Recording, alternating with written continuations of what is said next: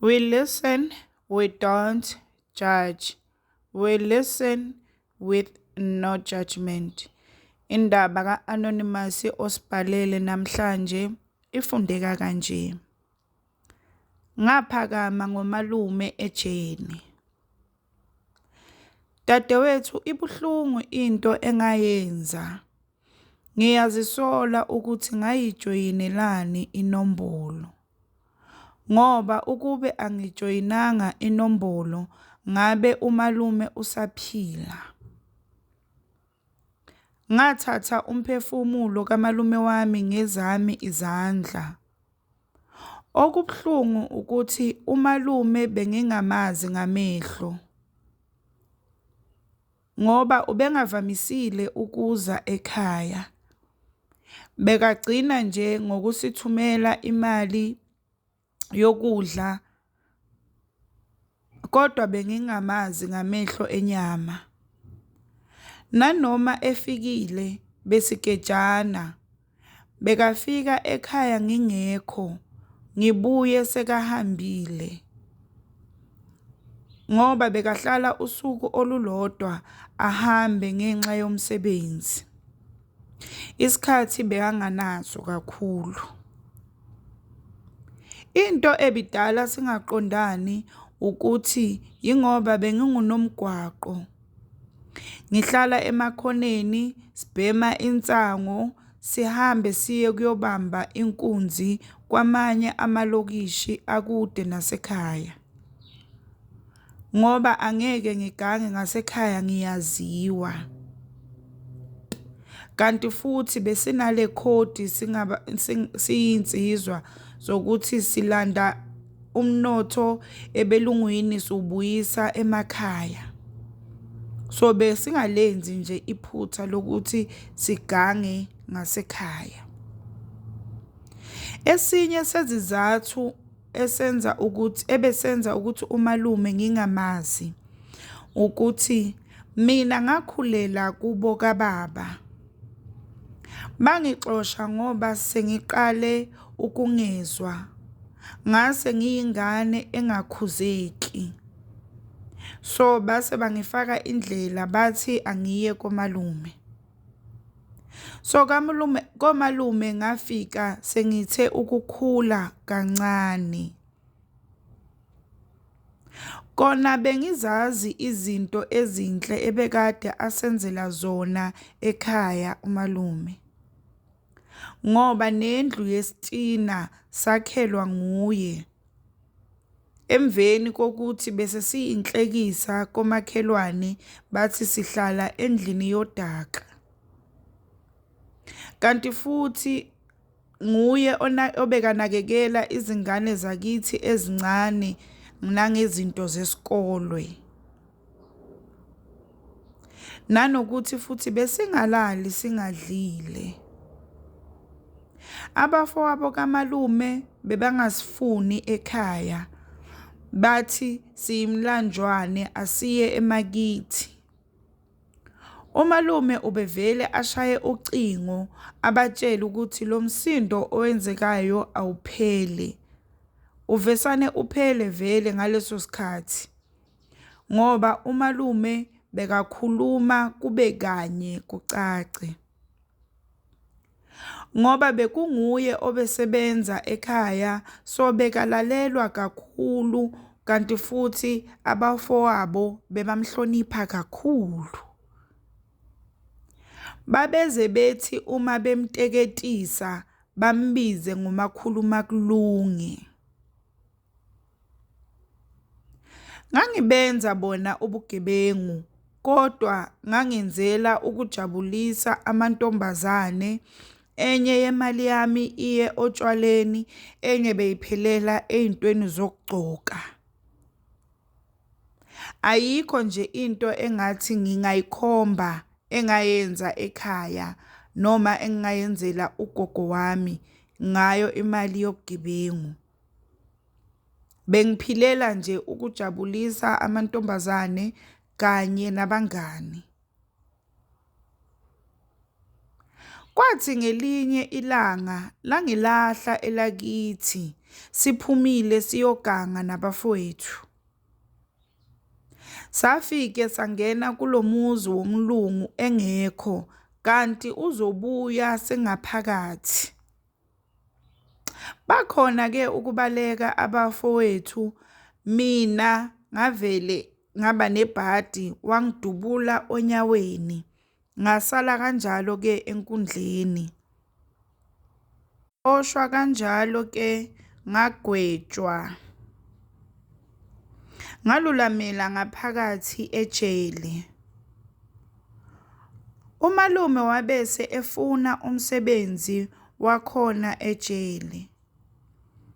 Kwakona ukuthi ayosebenza ejele wayiswa ukuthi uzwe indaba yokuthi ngigwetshiwe futhi ngangilimele. Wathi uyayazi impilo ephilwa ejele ngoba wayeke wasebenza khona phambilini. Wanqaba ngami wathi ngeke ngengane kasisi isogole ngikhona. Wayofuna umsebenzi ejele waqashwa. Waqala wanginakekela ngaba nokumangala ukuthi lo baba ongikhonze kangaka owakuphi. Naye wayengakuvezile ukuthi ungumalume kimi. Ngangingazazi ke izizathu zakhe. Mina ngangizitshela ukuthi ngoba singosibongo fanana. Umalume wayenginakekela ngayo yonke into engiyidingayo. Ngoba sonke sazi ukuthi impilo inzima kangakanani ejele, ikakhulukazi mawungenalo ivizitha. Wayengenzela konke umalume, angiphathela nezinto zokugeza, kwesinye isikhathi aze angifakele nokudla kwangaphandle. Mina konke lokho ngangizitshela nje ukuthi lo baba ungikhonzile ngoba singosibongo fanana. Kanti leyo nto leyo izowaphatha kabi amagunya ngoba bewacabanga ukuthi umalume uzisondeza kimi ngoba ufuna ukuthi ngibe impimpi. Kwathiwa angiphakame ngaye ngimgwaze. Kwaba nzima kakhulu ukuthi ngivume ngoba nganginako kona lokuthi lo baba lo ave elungile, ave enginakekela, ave anenhliziyo enhle. Kodwa ngenxa yalento engayithatha kwangiphoqa ukuthi ngikwenze lokho. Nangempela ngamgwaza washona same time ngoba yayibucayi indawo engamhlaba kuyo. Ngamhlaba emqaleni. Ngasicima isibani sempilo yamalume. Ukube bengazi bengingeke ngijoyine inombolo. Ngoba inombolo ngayijoyiniswa ukuthi ngifuna ukuvikeleka ejele. Kanti angazi nokuthi umalume ubezele ukuzongivikela ejele. Kuyimanje ngiyasogola kakhulu kunakuqala.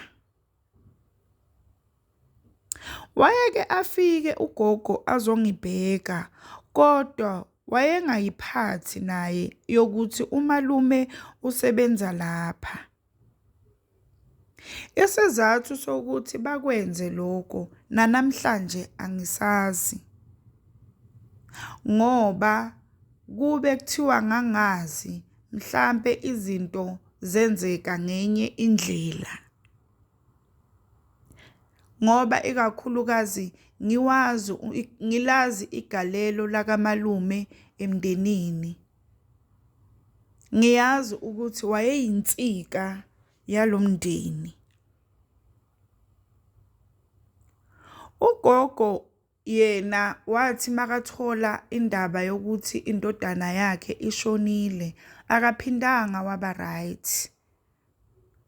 Kuyimanje kuthiwa ungena uyaphuma ezibhedlela. So uyangidla kakhulu uNembeza ngoba kusho ukuthi ugogo mangashona la lowo mphefumulo kagogo uzobe usezandleni zami ngoba ngiyakholelwa ukuthi yimi izathu esenza ukuthi ugogo agule ngenxa yokugwaza umalume. Ugogo before kumqindezela ukugula ngezwe ngaye efikile ejele azobuza ukuthi ubani obulale indodana yakhe. Yila ngathola khona ukuthi hawu kanti lo muntu engimbulalile nguye lo malume lo obekukhulunywa ngaye ekhaya. Kodwa ngokusaba angikwazanga ukumtshela ugogo. Ngavele ngathi angazi nami ngisazobuzisisa la phakathi ukuthi yini eyenzekile. Ngamgcina lapho ke ugogo ngoba sengizwa kuthiwa uyagula. Ngiyazisola kakhulu ngento engayenza emndenini wami. Angazi futhi ukuthi bayoke bakhone na ukungixolela. Noma ngingazi kahle ukuthi sebayazi kodwa nginako ukusola ngoba akekho umuntu ozayo ozongibona emndenini kanti futhi naye ugogo soloku ngamgcina ngalelo langa. Ngisho noma kuthiwa ngiyazama ukubafonela bathi nje mabezwa ukuthi yimi bavele badrope ucingo. Ngisho umama imbala. Angazi ukuthi bayokuthola na ukuthi bangixolele enhlizweni zabo. Engifisa ukufundisa abafowethu nabodadawethu la ngaphandle ukuthi impilo yobugebengu ayikhokheli. Impilo yobugebengu inezingqinamba ezinzima kakhulu. Ngoba ukube ngangingasiso isigebengu ngabe angithathanga inombolo. Ngihleli la ngaphakathi ngiyazikhumbula izifundiso zabazali bami.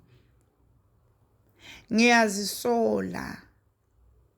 Lento babazali mabesitshela ukuthi uyozisola uhleli uyi-1 etoilet yile eyenzakalayo kimi. Ngizisola ngayo yonke indlela. Kwesinye isikhathi ngize ngifikelwe ukuthi kungcono ngithathe impilo yami. Ngoba nginalokuthi uma ngiphuma la umndeni wami uzongamukela kanjani.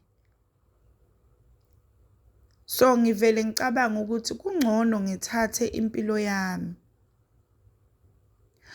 Angazi kodwa ngoba ngiyathandaza ngiyacela kuNkulunkulu ukuthi ngelinye ilanga avule inhliziyo yomndeni wami, avule izinhliziyo zomndeni wami ukuthi bangixolele.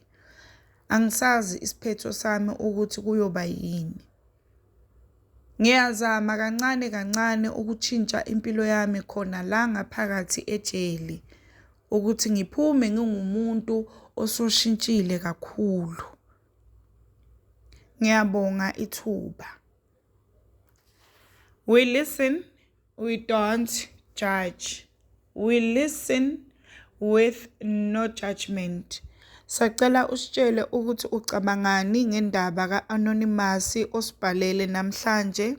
Sacela ungakhohlwa ukulike, ucommente, ushare. Ungakhohlwa ukusubscribe. Bazalwane ukusubscribe it's for free. Awubhadali lutho.